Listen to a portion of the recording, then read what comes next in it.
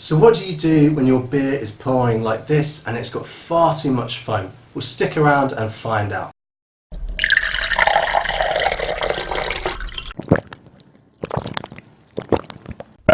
Okay, so I'm going to assume that the beer we're talking about hasn't been recently dropped, shaken or transported in any way. It's coming directly from the bottle or from the keg and it's just producing far too much foam, and that head is way too big. So the foam in your beer actually comes from three main things: proteins that are present because of the grains we use, and also alpha acids that come from the hops, and of course carbon dioxide that we introduce to our beer through carbonation. There are two main ways to carbonate a beer, the first one being bottle conditioning, where we actually add priming sugar to a fermented beer in a bottle, where the dormant yeast starts a secondary fermentation process and produces CO2, which is absorbed into the beer in the bottle.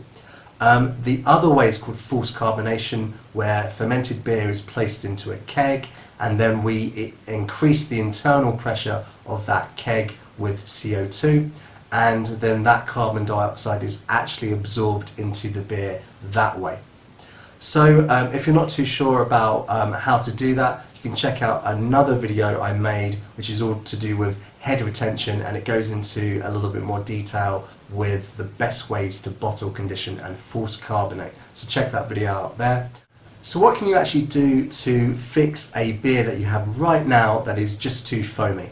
Well, the first step I would take is to chill that beer right down. If you chill the beer to around 36 degrees Fahrenheit, which is about 2.2 degrees Celsius, do that for about 3 hours up to a full day, and then slowly raise the temperature up to the ideal drinking temperature. For most ales, that's going to be around something like 44 degrees Fahrenheit, no colder. A lager around 42 degrees Fahrenheit, no colder. And for most stouts, it could be up to about no colder than 55 degrees Fahrenheit. So another thing to consider is the actual glass that you're using. If your beer is very highly carbonated, the best thing to do would be to use a wide rim glass.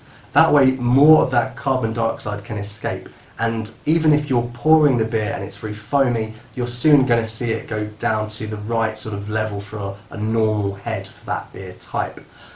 If you're not sure what kind of beer glasses go with which beers, I've written an article about that at beercreation.com/glasses, so go check that out.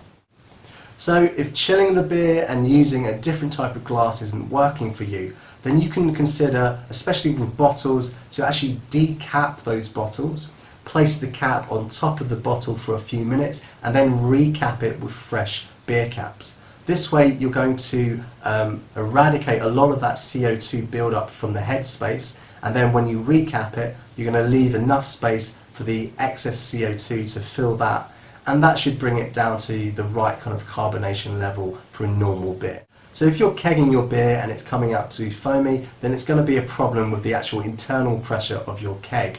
First step is to bleed off that pressure with the valve that most kegs come with, and then recarbonate the beer around 20 psi. Do that for about 2 to 3 days, and then make sure that you're serving your beer at about 10 to 12 psi. Also consider the length of your beer line. Around 5 feet is a good bet for most beer types. Another cause of a foamy beer is actually a bacterial infection. The best way to check for this is taste your beer. If it tastes a little bit tart, or vinegar, or it's buttery or something like that, then you're likely to have a beer infection. Now, the reason why a bacterial infection can actually lead to a foamy beer is that, especially with wild yeast, these are the types of yeast that grow naturally on things like fruit, and they can actually be quite good for different types of beer. But what they do is they ferment the fermentable sugars in the beer that regular yeast just won't. So if they're present in your beer, say in the bottle, they're going to continue to ferment when you thought that fermentation had finished. And that's going to lead to an excess level of CO2 in the bottle, thus a very foamy beer. Unfortunately, there's not much you can do when you have an infected beer at this stage. So It's not going to hurt you, so you can just drink it up. But if you're thinking of other ways to use it, you don't want to just throw it away, check out my article at beercreation.com/26 ideas, and that will give you 26 ideas of how to use stale or infected beer rather than just throwing it away. So how can you actually stop getting an overcarbonated beer in your next brew? Well, the number one cause in having a very foamy beer is actually when the fermentation process hasn't finished and you bottle or keg your beer. So the only way to be sure that your fermentation process is actually ended is to take a specific gravity reading and to check that it's the same or very similar 15 to 30% of your final gravity reading. That's the estimated final gravity that your recipe will give you. So make sure that your beer has stopped the fermentation period, and then when you bottle it, you make sure that you have the right priming sugar solution and the right levels, and that when you're kegging, you're going to force carbonate at the correct PSI levels. If you do all that, the next time you drink, you're not going to have that foamy head at the top of your beer. If you want to find out some more details about overcarbonation and a foamy beer, head over to my website at beercreation.com/foam.